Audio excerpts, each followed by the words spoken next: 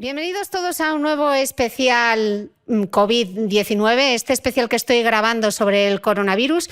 Y hoy tengo a una invitada muy especial porque es reincidente en el podcast. Ella es Débora García Bello, que se conecta conmigo, yo en Dubái y ella en A Coruña. Es química y divulgadora científica, autora del blog dimitersulfuro.es y de los libros Todo es cuestión de química y que se elevan las vitaminas.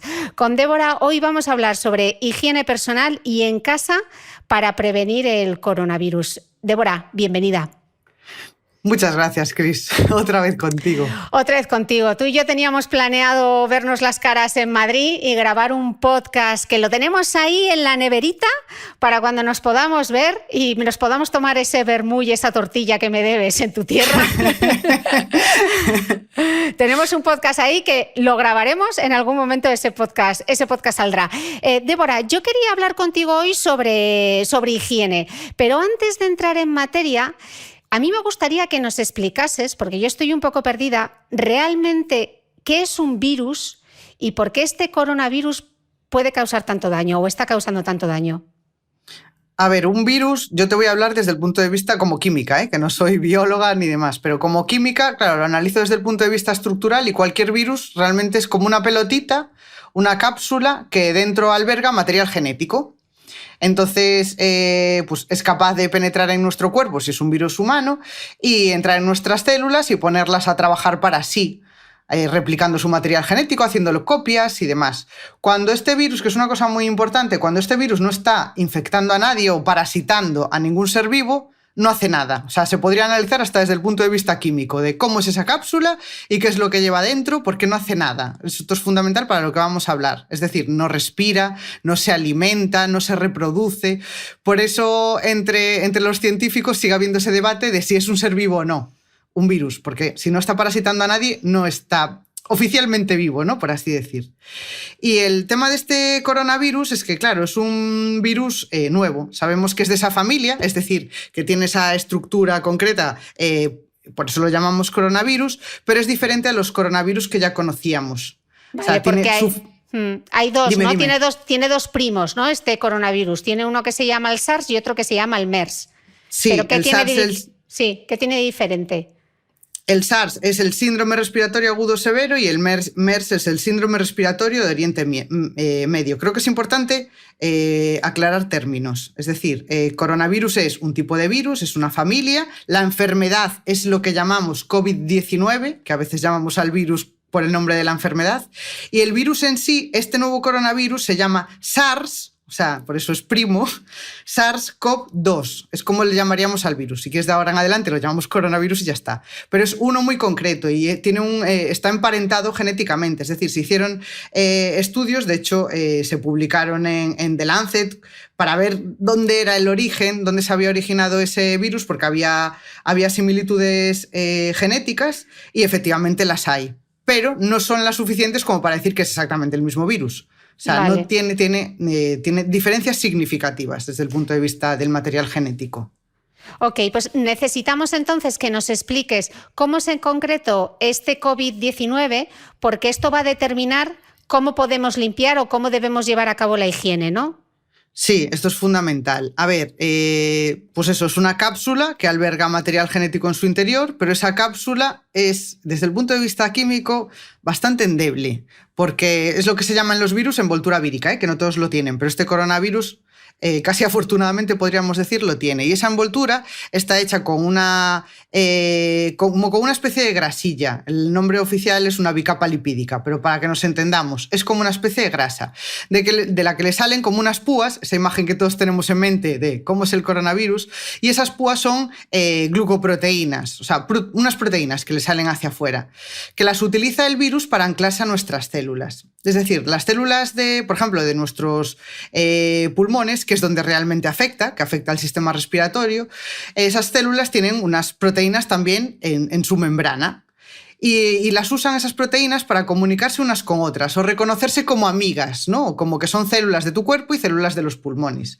Pues resulta que este coronavirus, las proteínas que tiene, son tan semejantes que engañan a las células de nuestro cuerpo. Entonces se acoplan a ellas, nuestras células las asumen que son amiguitas, las dejan entrar y entonces pues el virus actúa un poco como un dictador. De una vez dentro te pongo a trabajar y a replicarme y a hacer lo que yo quiero. Y ese es el problema, que tiene esas proteínas que hacen que pueda entrar en las células precisamente del sistema respiratorio. Y eso es lo que nos afecta. Entonces, ¿qué podemos hacer para cargarnos este virus? O cargarnos esa envoltura de grasilla o cargarnos esas proteínas para que no pudiese hacer esa función de entrar en nuestras células. Y tenemos varios mecanismos desde el punto de vista químico para cargarnos esas grasas de las membranas lipídicas y para cargarnos proteínas. ¿Y cómo son cada uno de ellos? Pues para cargarnos grasas tenemos los tensioactivos. Los tensioactivos lo que hacen es, bueno, la definición es que rebajan la tensión superficial entre dos líquidos, por ejemplo, en principio invisibles, como agua y aceite, para que puedan mezclarse. Y en el caso de cualquier grasilla, esos tensioactivos lo que hacen es como ir encapsulando esas grasillas y acaban rompiendo la membrana.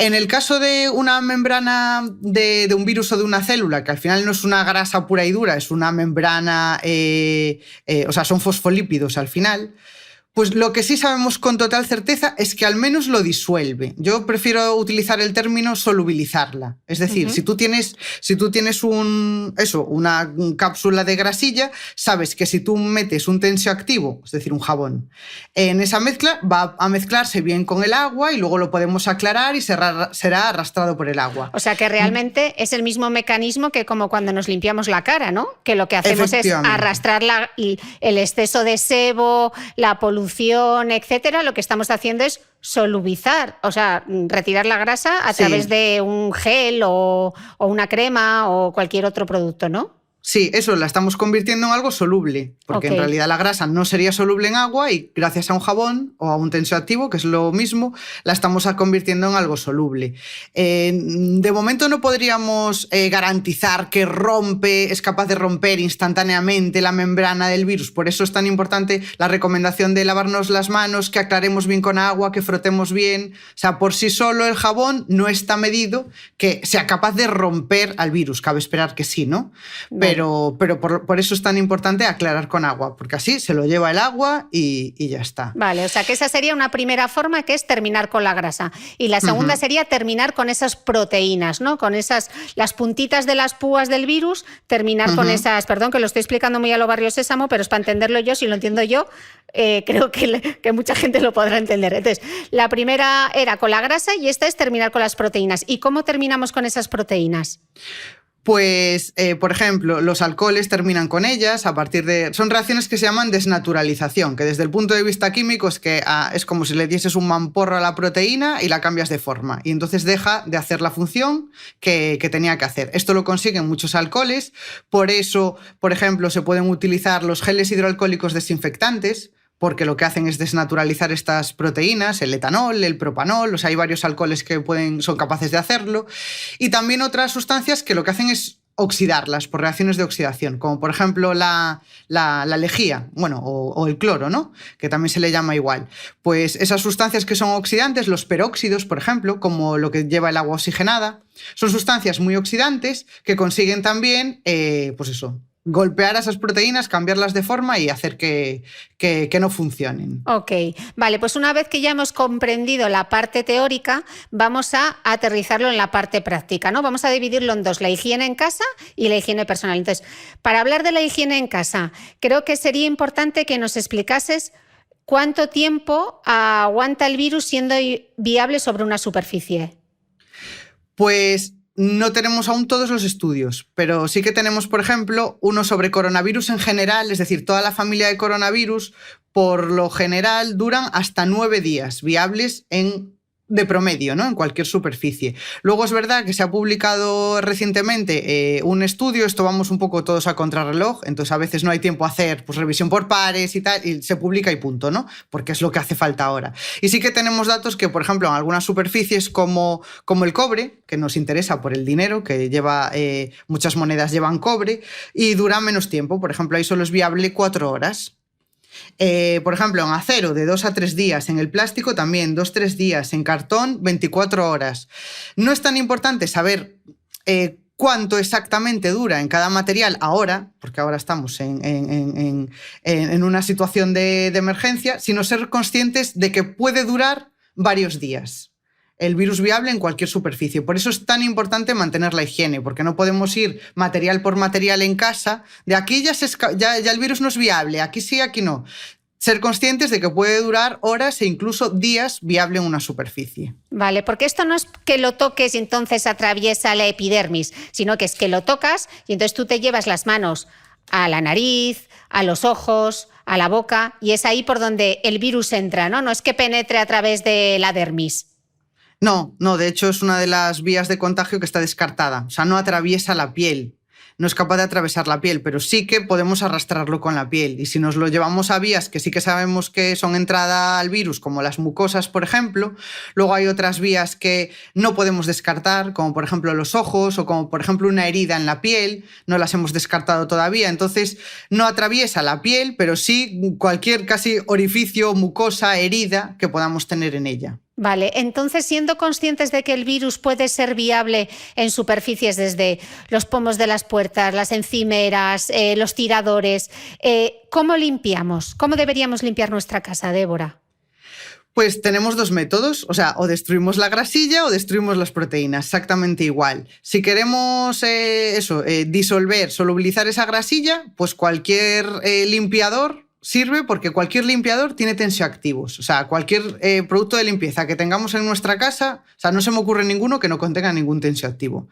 Y si no, da igual, leemos en la etiqueta y todos van a tener lo típico de contiene menos del 5% de tensioactivos aniónicos. Eso significa contiene tensioactivos. O sea, traducimos por palabra, si aparece la palabra tensioactivos es que tiene.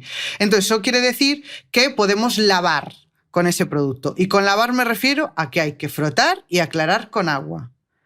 Igual que lo haríamos con las manos, pues con los productos de limpieza igual. Son cualquier limpiador que tengamos en casa hay que usarlo de esa manera, siempre con un aclarado y frotando bien. Y así lo solubilizamos, pues tanto eso para limpiar el suelo, para limpiar una encimera, lo tendríamos que hacer de esa manera. Para limpiar la ropa, el detergente de la ropa también sirve. Es decir, cualquier producto de limpieza con tensioactivos sirve.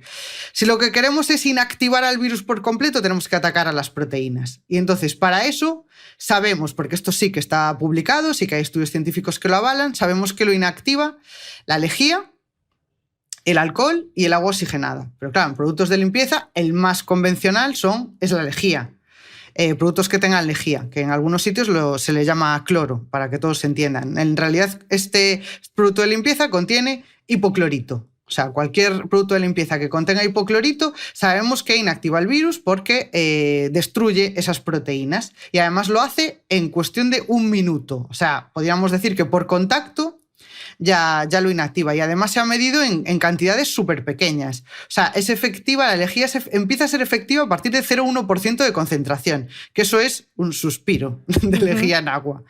Y lo que la recomendación de las autoridades sanitarias es preparar una disolución del 1% de lejía, que para que todos nos entendamos, porque la lejía que tenemos en casa suele ser de unos 36 gramos litro de hipoclorito disuelto en agua, la receta sería coger 2 cucharadas de ese producto de lejía y disolverlas en 1 litro de agua. O sea, soperas. Con 2 cucharadas soperas, vale. Sí, es totalmente aproximado porque en realidad con eso es más que suficiente. O sea, llenes como las llenes, es más que suficiente si coges 2 cucharadas de lejía o cloro y las disuelves en 1 litro de agua. Y eso está muy disuelto. O sea, de hecho, hay gente que tiene problemas con el olor de la lejía y demás. Estando tan diluido, es verdad que huele un poco a lejía, pero está suficientemente diluido, no es una cosa que no te va a apestar la casa, vaya. O sea, mejor abre las ventanas, pero no es una cosa que te vaya a apestar. Y eso sabes que en 1 minuto es suficiente. Y el alcohol también lo podemos utilizar. Sabemos que el alcohol etílico, que es el que tenemos acceso porque es el alcohol sanitario, el alcohol sanitario, a partir de un 60% de concentración ya sabemos que es efectivo. Con lo cual, cualquier alcohol sanitario que lleva más de un 60% de alcohol, ya sabemos que funciona. Entonces, si queremos limpiar alguna superficie delicada con alcohol, también podemos usar alcohol sanitario. Vale. Débora, varias preguntas. Estamos hablando sobre las superficies tipo el cartón, el cobre, etcétera, pero ¿qué pasa sobre los tejidos? ¿Hay evidencia científica sobre permanencia del virus en la ropa? No se ha medido. No se ha medido. Entonces, claro, por precaución tenemos que tomar la medida más conservadora, que es 9 días. Entonces, tenemos que asumir que si hay algún coronavirus en la ropa, para ser precavidos, pues puede aguantar varios días. Pero la podemos lavar en la lavadora. O sea, tú cuando metes una prenda en la lavadora, ya con el detergente, que es un tensioactivo, con ese detergente y ahí ya frota la lavadora por ti, se la va a aclarar, con lo cual sabemos que va a salir el agua perfectamente limpia. No hace falta ningún lavado extraordinario, un ciclo extraordinario de alta temperatura, es decir, podemos cuidar las prendas igual, a excepción de la recomendación de si hay una persona infectada, que es cierto que la Organización Mundial de la Salud recomienda temperaturas por encima de los 60 grados. Es decir, la temperatura que usamos para lavar toallas y ropa de cama. O sea, tampoco es una medida excepcional, pero sí que tener en cuenta que hacen esa recomendación por prevención, claro. Ok, vamos a ir aterrizando un poco los casos concretos de cómo deberíamos limpiar cada cosa. Entonces, por ejemplo, estoy pensando, suelos, los suelos cerámicos, el baño, la cocina, ¿qué es la mejor forma? ¿Cuál es el mejor producto para limpiar? Lejía diluida en agua. O sea, claro, un suelo que sabes que no va a sufrir, como una cerámica, o sea, no es lo mismo que un parqué o una madera que podría sufrir con un oxidante como la lejía, pero un suelo cerámico, pues yo diluiría, de hecho es lo que hago en mi casa, diluir un poco de lejía en agua y limpiar con eso. Vale, y el baño y la cocina igual, con lejía, ¿no? Exacto. Mejor. Vale, la ropa ya nos lo has contado. La fruta y la verdura, Débora, ¿hace falta utilizar un desinfectante o solamente con agua y frotar es suficiente? A ver, la autoridad en materia de alimentación, que es la EFSA, aún no ha contemplado ningún contagio por vía alimentos. Pero yo en esto soy especialmente precavida, porque claro, vas al supermercado y sí, la gente que trabaja allí sabe cómo manipular un alimento con seguridad, pero luego los que vamos a comprar hacemos algo que no deberíamos hacer, que es coger el producto, mirarlo, este no me gusta, lo vuelvo a dejar. Cuando hacemos esas cosas de toquetearlos, podemos estar dejando virus ahí, y eso no lo vemos. Es una posibilidad muy pequeña, pero existe. O sea, yo de hecho lavo la fruta cuando llego a casa, hay que lavarla siempre, ¿no? Pero cualquier cosa que traigamos del supermercado hay que pensar si otras personas han podido manipularlo, que no sean los trabajadores de allí, o hablar cerca, o toser, o sea, cualquier cosa que pudiese depositar el virus allí. Entonces, sí, limpiarlo. En el caso de frutas y verduras, como siempre, debajo del grifo, con un buen chorro de agua y frotar. Si utilizamos algún limpiador, que no está de más en este caso, como por ejemplo lavandina, que al final lleva también hipoclorito, es parecido a la lejía, acordarnos de limpiarlo bien con ese producto y luego aclarar. Es decir, es casi como volver a lavar, porque no puede quedar ningún residuo de ningún tensioactivo o limpiador que utilicemos para frutas y verduras, ¿no? Porque no puede penetrar en el producto. Entonces, aclarar muy bien con agua y así nos vamos a sentir absolutamente seguros de que ahí no ha quedado ningún residuo. Esto ya no solo por el tema del coronavirus, esto deberíamos hacerlo en general, porque, bueno, lo que pasa es que ahora vamos a hacer un aprendizaje de temas de seguridad pues acelerado. ¿Y qué pasa, por ejemplo, Débora, con los deliveries, con la comida a domicilio? Porque, por ejemplo, aquí en Emiratos es súper común y sé que también tenemos muchos escuchantes en Latinoamérica, sé que hay gente preocupada de pedir comida a domicilio y dice, bueno, y si en ese restaurante no están con las medidas de seguridad, ¿yo me puedo comer el virus? ¿Eso puede ser? ¿O el virus solo afecta a las vías respiratorias? A ver, sí que te lo podrías comer. De hecho, la Organización Mundial de la Salud tiene un comunicado sobre el tema de seguridad alimentaria y, de hecho, lo que dice es que no consumamos carnes, pescados crudos, o sea, alimentos crudos, que cocinemos todo bien. Esto ya es un poco como recomendación general, pero es verdad que con esto del coronavirus el comunicado que sacó es ese. Probablemente sea porque no se puede descartar esa vía de contagio. O sea, vamos un poco así, ¿no? Por prevención, esa es la idea. Entonces, a ver, toda esta comida a domicilio, las personas que la preparan tienen que seguir unas medidas de higiene. Es decir, son manipuladores de alimentos, se supone que lo hacen todo bien. y que la comida que llega a nuestra casa va a llegar sin ningún tipo de contaminación. Pero eso, como cuando vamos a cualquier restaurante, a cualquier sitio, tenemos que tener confianza de que ahí tienen que seguir unas normas de higiene. En este caso, yo hago una reflexión que va más allá, y es que tenemos que pensar en los demás. Es decir, sí que en el sentido de que ¿por qué vas a pedir comida a domicilio? ¿Por qué vas a someter a alguien a que tenga que llevarte la comida, que se exponga? Si a lo mejor tú te puedes preparar algo en casa. O sea, puedo pensar en que sí que es importante que exista ese servicio, porque hay gente que no puede, por lo que sea, por una enfermedad, por lo que sea, que no puede salir de casa, no puede cocinar. Entonces ese servicio es fundamental para ellos, pero para los que lo hacemos a lo mejor pedir comida pues un poco por vagancia, pues a lo mejor no es el momento. No es el momento de que expongamos a la gente a que tenga que andar haciendo servicios de, pues eso, para llevarte una pizza. Pues a lo mejor hay que ser un poco más responsables por ahí. Ok, estábamos hablando de cómo limpiar en casa y estoy pensando ahora en dispositivos electrónicos, móviles, gafas, tablets, yo qué sé, el teclado del ordenador, los mandos de la tele. ¿Eso cómo deberíamos limpiarlo? Pues podríamos utilizar alcohol. Claro, el alcohol es el que menos va a dañar, o es más probable que no dañe, porque lo podemos manejar mejor y además eso, inactiva el virus por contacto, también en un minuto está activado, y podemos usar un algodón, impregnarlo en alcohol, el alcohol sanitario vale, porque tiene más de un 60% de etanol, y eso, con un algodoncito ir limpiando. El móvil fundamental, porque lo toqueteamos, vamos al súper y llevamos la lista de la compra en el móvil, estamos tocando cosas, o sea, las pocas salidas que hacemos vamos con el móvil, la mayoría, y entonces ya es un nido de bacterias siempre, y de virus y de todo microorganismo, pues en este momento pues cuidar un poco más eso. Entonces, con un algodón con alcohol es suficiente. Luego también se pueden utilizar, yo uso las toallitas limpiagafas, por ejemplo. Las que generalmente tienen tensioactivos, las que yo uso en concreto, porque muchas son así, tienen además alcohol, porque así seca rápido, te queda brillante, son un invento estupendo para cualquier aparato electrónico, pantalla, porque ya están diseñadas para lentes, pantallas en general, y lo podemos usar y sabemos que inactivamos al virus.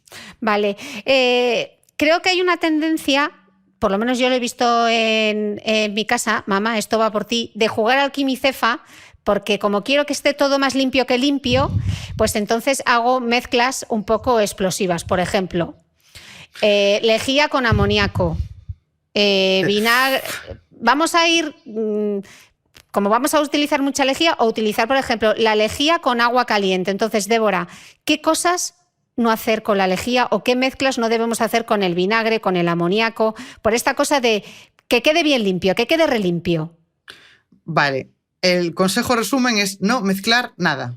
Nada, o sea, ningún producto de limpieza con otro, porque evidentemente, a no ser que seas químico y sepas la composición y qué va a suceder ahí cuando hagas mezclas, no puedes mezclar nada. O sea, consejo general, no mezcléis nada, porque pueden causar accidentes o que se inactive al final la limpieza. Por ejemplo, una de las cosas más peligrosas, el amoníaco yo lo desterraría de las casas, porque reacciona con muchas cosas y produce gases tóxicos y demás. Bueno, a mí no me gusta nada como producto de limpieza, y además eso, se producen accidentes. Mezclar lejía con amoníaco, por ejemplo, es terrible.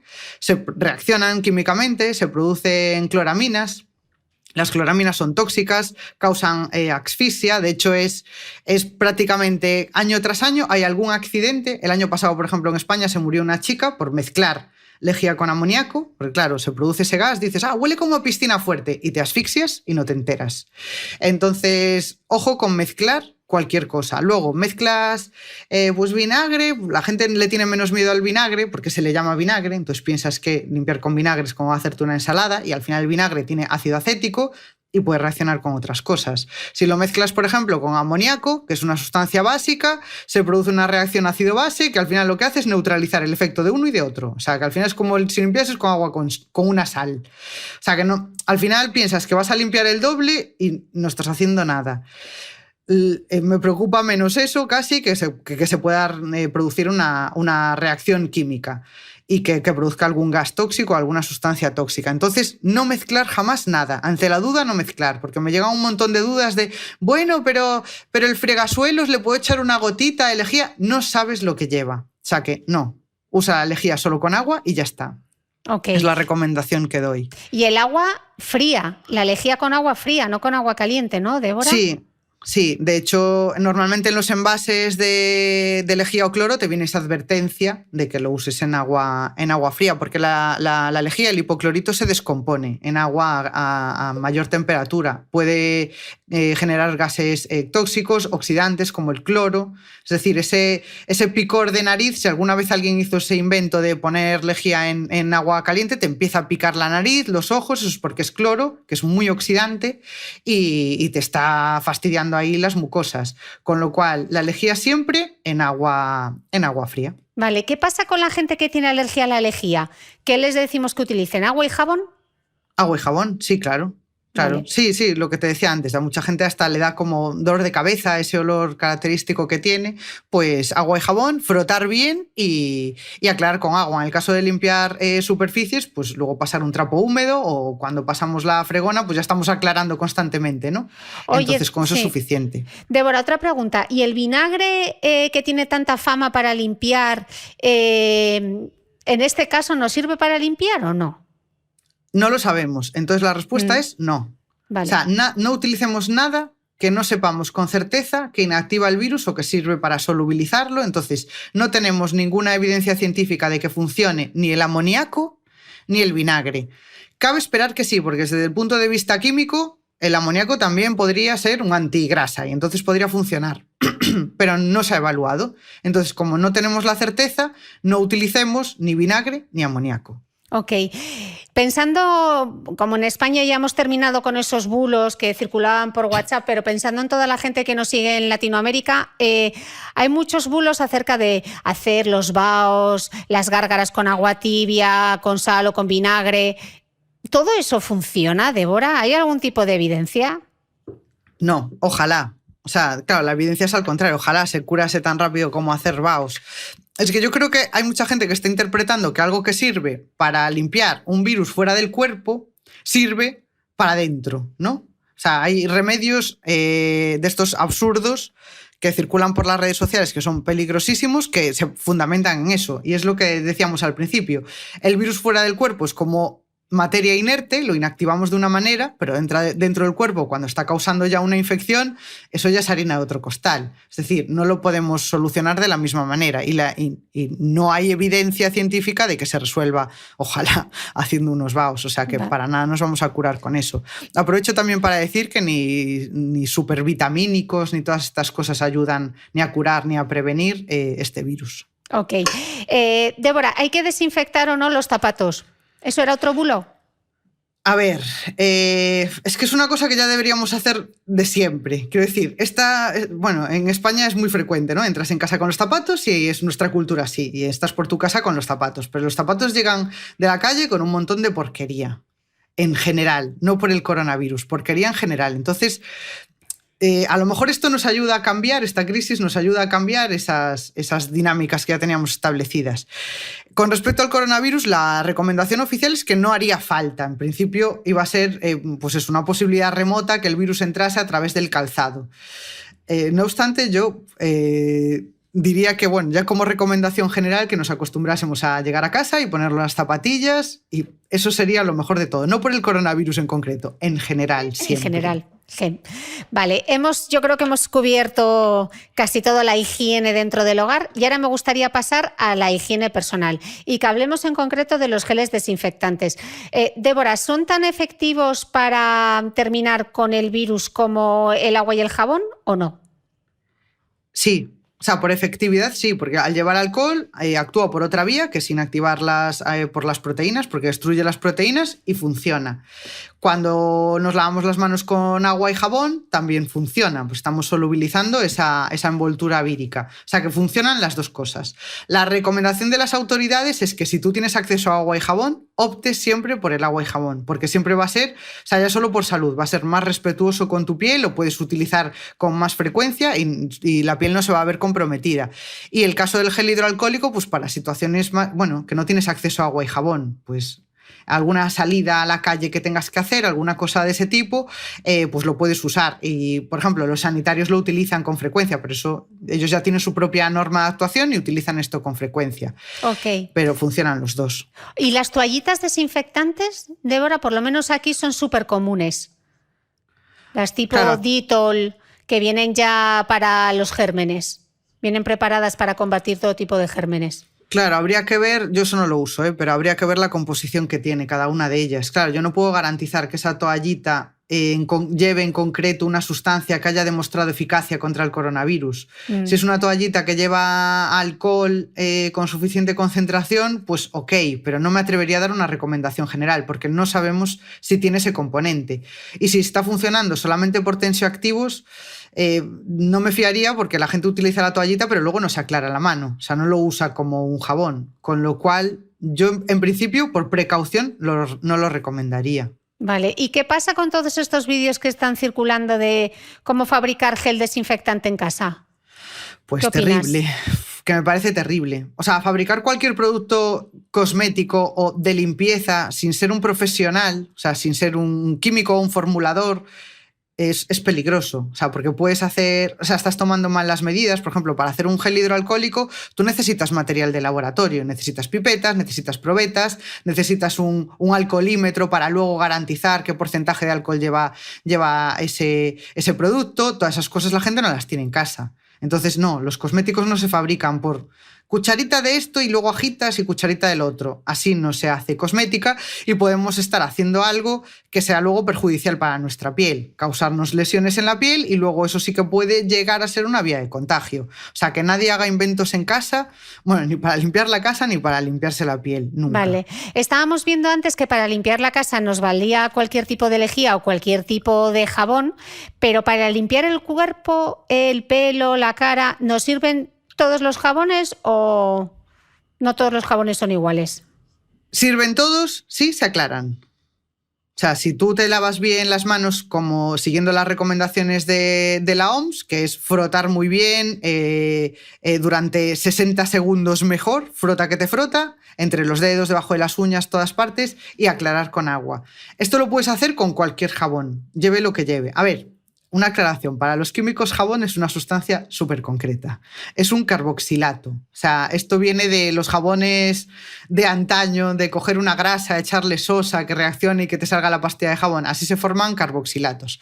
Y entonces esos carboxilatos son lo que llamamos los químicos jabón. Son muy agresivos para la piel, es decir, el jabón de pastilla de lagarto, estos jabones que te dejan la piel tirante y horrible, pues porque son muy básicos, es decir, tienen un pH demasiado alto para la piel y son demasiado agresivos. Y no necesitamos eso. O sea, un jabón normal, muchísimo más suave, un gel que lleve cualquier tipo de tensioactivo, es suficiente. De hecho, por ejemplo, los que se llaman los jabones sin jabón, que son geles que pone sin jabón o pone sin DET, que es de, bueno, como si no llevase, bueno, que los detergentes que lleva son sintéticos, pues tienen tensioactivos súper suaves. O sea, los tensioactivos que podemos encontrar en un champú, por ejemplo, que son muy suaves, pues son los que encontramos en este tipo de productos y van a ser mucho más respetuosos con la piel. Porque claro, si nos estamos lavando las manos constantemente, sabemos que eso agrava problemas de la piel. Por ejemplo, una dermatitis, una psoriasis, si tú te lavas las manos constantemente, empeoras la situación. Con lo cual, estos jabones llamados sin DET o jabones sin jabón son una solución ideal, porque aparte de tener tensioactivos suaves y con mayor tolerancia, tienen otras sustancias en la fórmula, como emolientes, humectantes, que ayudan y al final funcionan exactamente igual. Porque si lleva un tensioactivo, tú frotas y aclaras, el virus se solubiliza y te deshaces del igual. Vale, y nos da igual que se presenten en la clásica pastilla de jabón o que sea tipo gel, ¿no? Mientras tenga tensioactivo nos da igual, ¿no? Nos da igual. Yo apuesto más por los geles porque suelen tener, en general, no todos, pero en general suelen tener fórmulas más suaves que los jabones en pastilla, que muchos jabones en pastilla son carboxilatos al final. Vale, y aunque ya lo hemos hablado en este especial COVID-19 con Gemma Herrerías, todo el tema de las cremas y los maquillajes, te lo vuelvo a repetir. ¿Se pega el coronavirus a las cremas y a los maquillajes? No hay ningún tipo de constancia de que se pegue. Es que claro, hay mucho bulo al respecto y al final es por no entender qué es un virus. Por ejemplo, no, es que la crema hace de sustrato orgánico y entonces se alimenta y se queda pegado como si pudiese hacer una colonia el virus. Eso lo hacen las bacterias. Los virus no hacen eso. Los virus no se van a comer la crema ni se van a sentar en ella para hacer una colonia porque no son capaces. O sea, un virus lo podemos interpretar cuando está fuera del cuerpo casi como si fuese una mota de polvo. sea, no hace nada. Las bacterias sí, las bacterias se alimentan de cosas y montan colonias y se montan un festín ahí, pero los virus no hacen eso, entonces hay que tener esto muy claro, con lo cual no hay ningún problema con el uso de cremas. Sí es cierto que, por ejemplo, los sanitarios tienen esa norma, ¿no?, de no llevar productos, a no ser que tengan alguna patología, ¿no?, pero no usan cosméticos o no van maquillados a trabajar. Hay como esa norma extendida, ¿no?, pero no por el coronavirus. O sea, esa ya existía de siempre, por el tema de bacterias y de contaminación, etc. Entonces, no hay ningún problema. De hecho, yo hasta diría que es casi al revés, que deberíamos utilizar productos cosméticos especialmente en este caso, porque si estamos lavándonos las manos constantemente, usando guantes, por ejemplo, que agravan los problemas cutáneos, utilizando geles hidroalcohólicos desinfectantes, que todos son cosas que deshidratan la piel, pueden causarnos más lesiones, con lo cual tenemos que reponer esa barrera protectora de la piel y eso lo podemos conseguir gracias a productos cosméticos. Una buena crema hidratante es fundamental para prevenir que no salgan este tipo de lesiones en la piel y si las tenemos, para curarlas lo antes posible. Así que nos hace de barrera protectora de las lesiones en la piel utilizar un producto cosmético, así que todo lo contrario. O sea, yo animo a la gente a que cuide especialmente su piel en estos tiempos. Y sobre todo para que te hagas sentir mejor, que es importante que nos veamos bien. Que tú te has maquillado los labios, que te has puesto, vamos, que me has dado envidia, casi voy a maquillarme los míos. Oye, Débora, otra pregunta. ¿Y los cepillos de dientes? Porque como se puso tan de moda los cepillos de dientes de bambú y estas cosas. A ver, la madera fuera del baño y de la cocina, siempre. Hay unas maderas mejores que otras, es decir, el bambú, dentro de ser un material poroso en el que pueden anidar bacterias y demás, el bambú quizá es de las mejores maderas, ¿no? O sea, como que a las bacterias les cuesta un poquito más anidar, pero no es imposible, o sea, lo hacen igual. Cualquier madera es un material con muchísima porosidad, es decir, muchísima superficie en la que las bacterias hacen colonias, generan esto que llamamos biofilm. Cuando, por ejemplo, un material de madera dices, no, una cuchara de cocina, que parece que está siempre blandito o siempre como medio húmedo, no da secado, eso significa que tienes biofilm. Es decir, que las bacterias han montado ahí una colonia, han conquistado la madera, es imposible de sacar, es decir, eso hay que echarlo a la basura sí o sí, y eso puede pasar con un cepillo de dientes, que está en el baño, un entorno húmedo, cálido, ahí anidan las bacterias, que a gusto. Entonces, la madera siempre fuera de baños y de cocina. Oye, Débora, me acabo de acordar de una cosa. A mí me gusta mucho la vaporera de bambú. Me acabas de hundir en la miseria. ¿No puedo usarla? No. No uses madera. A ver. Oh, ¡qué bajón, Débora! Es que me acabas de hundir en la miseria, ¿eh? La madera es el mal para la higiene. Es que... Es muy bonita, pero... Con lo que me gusta mi vaporera. Bueno, vale, vamos a seguir con esto, luego hablamos de mi vaporera de bambú. Estabas mencionando antes los guantes. Yo veo mucha gente con guantes por Dubái. ¿Conviene usar guantes? ¿Previenen el contagio? ¿Tiene sentido? No. Realmente no, porque como decíamos al principio, el virus no penetra a través de la piel. Entonces, ponerte un guantes hace una barrera para algo que realmente no es una vía de contagio. Y además, uno de los problemas del guante es que en lugar de depositarse el virus, en este caso sobre la piel, se deposita sobre el guante. Si tú igualmente luego te tocas la cara, por ejemplo, te rascas un ojo, te rascas la nariz, da igual que lleves el guante, te estás metiendo igualmente el virus por una vía de contagio. Con lo cual nos puede dar una falsa sensación de seguridad llevar guantes. Luego, ¿cómo nos los sacamos? La gente no sabe sacarse un guante y es normal que no sepa, porque si no has trabajado en un laboratorio, por ejemplo, pues no tienes costumbre de cómo sacarte un guante de forma adecuada. Entonces, no es necesario. El personal sanitario lo lleva porque por costumbre tienen que llevarlo, pero realmente las autoridades sanitarias, a las personas que no estamos infectadas, que no tenemos ningún problema, no deberíamos usar guantes. Vale, hablando del tema de guantes, me viene ahora a la mente el tema mascarillas. He visto a gente incluso no solo salir con mascarillas de tela, sino salir con bolsas y con bolsas de tela para cubrirse la cara. ¿Qué pasa con las mascarillas de tela, Débora? A ver, Porque hay mucha controversia con este tema. Sí, hay muchísima controversia, porque, claro, sirven o no sirven para filtrar el virus. Al final, las mascarillas que utilizan... hay dos tipos de mascarillas, vamos a empezar por ahí. Las mascarillas quirúrgicas, que son estas que sí que parecen un tejido, son las que tienen que llevar la gente que está infectada o que dudemos que está infectada. Porque lo que evitan es que tú contagies a otro. O sea, no evitan que tú te contagies, sino que tú contagies a otro. Porque, por ejemplo, este virus sabemos que se transmite, pues, cuando salivamos al hablar y demás, se forman unas muy pequeñas gotitas, unos aerosoles de líquido que transportan el virus. Y son muy pequeños, o sea, estamos hablando del orden de micras o por debajo de la micra están esos aerosoles que transportan a los virus. Entonces eso hace de barrera para que tú no lo expulses, ¿no? O que quepa lo menos posible por ahí. Para eso sirve una mascarilla quirúrgica. Luego ya tenemos las mascarillas que se llaman de protección, las FFP o la N95, que eso te protege de que tú te contagies. O sea, ya es un filtro mucho más tupido que hace que no penetre nada. O sea, ya de un tamaño mucho más reducido es el poro. ¿Qué ocurre? Que si tú lo comparas con cualquier tela de una bolsa o de lo que sea, el poro es enorme de un tejido, si lo vemos a simple vista, el agujero.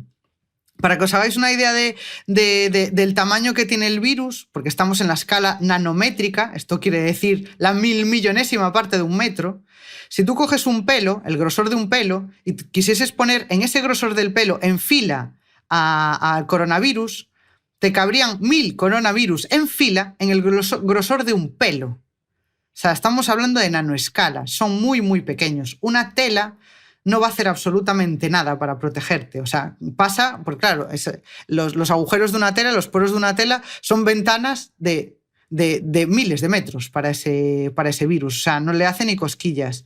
Entonces, no se recomiendan. Luego, o sea, la Organización Mundial de la Salud, de hecho, en su protocolo de uso de mascarillas, advierte claramente que la gente no utilice bajo ninguna circunstancia mascarillas de tela, de ningún tipo de tejido. Okay. Una de las razones es eso, que no protege, y otra que, por ejemplo, nos da falsa sensación de seguridad, te atreves más a acercarte a los demás y que la distancia de seguridad es fundamental, mucho más importante que llevar o no mascarilla.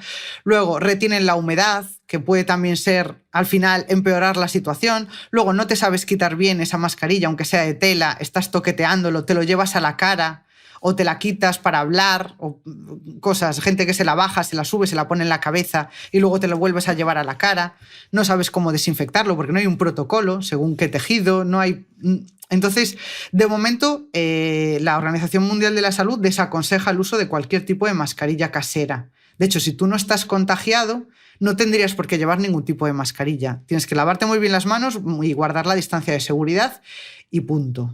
Vale, Débora, me gustaría aprovechar también que diésemos alguna pauta de higiene para convivir con personas que estén o bien enfermas de coronavirus o personas que trabajan fuera de casa que pueden estar más expuestas. Creo que son las mismas recomendaciones para ambos grupos, ¿no? ¿Podríamos hacer así como un resumen de qué medidas debemos tomar? Vale, primero, esa persona tiene que estar aislada, o sea, lo que podamos aislarla dependiendo cada uno cómo sea su casa. Si hay una habitación independiente, tiene que estar en una habitación independiente esa persona. Si tienes un baño aparte, que utilice su propio baño y que nadie entre allí. Es decir, hacer una vida completamente apartada. O sea, aunque estés conviviendo en la misma casa, no tener nada de contacto. Si, por ejemplo, solo tienes un baño en casa y tienes que compartirlo, pues a nivel de higiene, que la persona que esté contagiada o posiblemente contagiada, que tenga sus propios productos, su propia toalla, que entre y salga con ella del baño, es decir, que no se quede ahí, utiliza su propia toalla, utiliza sus propios productos cosméticos y se los lleva de vuelta. Y luego higienizar todas las cosas que haya tocado, todos los sitios en los que haya tocado esa persona infectada, higienizar, y eso es limpiar. O sea, cada vez que use el baño, por ejemplo, hay que desinfectarlo, limpiarlo con el limpiador habitual, y si es un baño, pues preferiblemente con lejía diluida en agua, las 2 cucharitas por litro que dijimos antes. O sea, esas son las medidas más importantes. Luego, a nivel de basura, por ejemplo, todos los residuos que estén en una bolsa aparte, es decir, que la persona infectada tenga su propia basura, que la bolsa se pueda cerrar de forma hermética. Por ejemplo, con respecto a su ropa de cama o la ropa que utilice, lavarla aparte, lavarla a más de 60 grados, que es la recomendación de la OMS. con detergente de lavadora normal. Esas yo creo que no me salto ninguna de las cosas. Creo Vale, que ya está dicho todo. Vale, ¿y aplicarían también para alguien que pueda estar más expuesto, que salga a trabajar, que no esté contagiado, pero que sea, yo qué sé, pues que trabaje en un supermercado, que sea un sanitario, que trabaje en un banco? Claro, sí, por precaución se deberían tomar esas medidas, sí, porque claro, no podemos descartar un contagio de una persona asintomática, o sea, puedes tener el coronavirus y no tener ningún síntoma, incluso desarrollar la enfermedad de forma asintomática que no te des ni cuenta de que la tienes. Entonces, por prevención, una persona que esté expuesta a esos niveles, por ejemplo, como un sanitario, lo recomendable por precaución es que practique aislamiento o cierto aislamiento aunque viva con otras personas. Vale, me olvidé antes preguntarte una cosa, el tema de las bayetas, Débora. Para desinfectar las bayetas que utilicemos en casa, ¿vale con meterlas en un barreño con lejía o hay que sí o sí meterlas en la lavadora y programa de 60 grados? Lo mejor es meterlas en la lavadora y programa de 60 grados. Sí, vale. Eso es lo más cómodo. A ver, las puedes desinfectar también con lejía, pero lo más cómodo es la usas, pues va para la lavadora y listo. Vale. Me gustaría que nos dieses alguna medida de higiene con mascotas. Vale. Con respecto a las mascotas, bueno, estuve consultándolo con veterinarios y, por ejemplo, se puede utilizar, claro, lo que más se van a manchar, las patitas, o sea, la parte de abajo, ¿no? Pues eso, pienso en un perro y se va a manchar ese tipo de cosas. Entonces, uno de los trucos que dan es que tengas un barreño en casa preparado en la puerta, un barreño con agua y con un nada de lejía. Y un nada es que por un litro de agua, una cucharada es suficiente de lejía para que no le pueda causar ningún daño en la piel, vaya. Entonces, le metes ahí las patitas y ya lo limpias. Bueno, lo tienes que secar bien porque si no te va a estropear el resto de la casa y a mojarlo todo. Y esto también se puede hacer con jabón, es decir, con agua y un jabón y frotarle bien ya en un barreño nada más entrar. Yo creo que es la solución más cómoda y es de la que hablan los veterinarios. Ok, me he olvidado de hacerte una pregunta en el tema de higiene personal respecto a las lentillas, Débora. Uh-huh. ¿Lentillas sí en esta época o lentillas no? Pues los oftalmólogos recomiendan que no, que si tenemos gafas, que optemos por las gafas. Si no tuviésemos gafas de repuesto, que usásemos lentillas desechables mejor, porque así te las quitas y las pones, y si no, pues una limpieza especial. La razón es que no sabemos si es una vía de contagio y no la podemos descartar. Es decir, no descartamos los ojos como vía de contagio, porque sí que se ha detectado que en personas enfermas virus en las secreciones oculares. Entonces no podemos descartarlo, entonces hay que prevenir. Entonces, si no tenemos ninguna de estas cosas y no es el momento tampoco de ir a graduarse y hacerse gafas, o sea, ahora hay que apañarse con lo que tenemos por casa, pues los oftalmólogos recomiendan lo siguiente, que no usemos la solución única, o sea, la que tenemos todos en casa, que no, porque no hay constancia de que inactive el coronavirus, o sea, no lo sabemos. Y lo que sí sabemos que lo inactiva es, por ejemplo, el agua oxigenada, el peróxido de hidrógeno.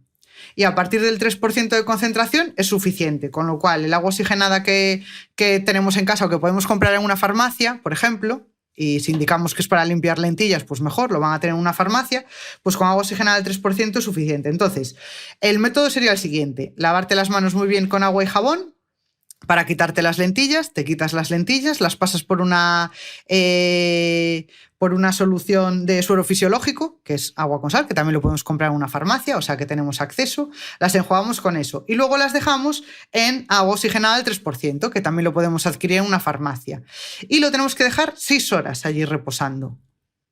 El siguiente paso, después de esas 6 horas, es dejarlas 1 hora en agua con un comprimido neutralizador, que lo que sirve es para la parte de las proteínas. O sea, no tiene nada. O sea, lo que lleva las soluciones únicas también, ¿no? Que lleva ese componente neutralizador de proteínas. Pues lo dejamos en esa solución durante 1 hora. Y el último paso ya sería enjuagar todo esto con suero fisiológico. ¿Y eso lo compramos también en la farmacia? Todas estas cosas se pueden adquirir en farmacias sin ningún problema. Y esto es lo que recomiendan los oftalmólogos. O sea, estoy reproduciendo, haciendo de altavoz de lo que dicen los oftalmólogos. Ok, y esto independientemente de que estés contagiado, tengas síntomas de... O sea, todo el mundo que utilice lentillas debería tener esto en cuenta para prevenir posibles potenciales contagios, ¿no? Efectivamente, sí. Es una recomendación general. Ok. Bueno, Débora, yo no sé si nos hemos dejado algo. Te juro que teníamos aquí un guión que yo creo que no nos hemos dejado nada, pero si hay alguien que tenga alguna duda, cuando subamos este podcast, por favor, que nos lo cuente por redes sociales. Darte las gracias por tu tiempo, porque hemos estado aquí, yo creo que, vamos, casi una hora hemos estado hablando. Así que, Débora, millones de gracias. Lo sabemos todo sobre la higiene, que aparte todos estos trucos nos van a venir muy bien cuando pase este virus, para tener nuestras casas bien limpias y para nuestra higiene personal. Millones de gracias, espero verte pronto, tomarme ese vermú y ese pincho de tortilla contigo en Coruña. Ojalá. Ojalá llegue. Muchísimas gracias, Débora. Nos vemos.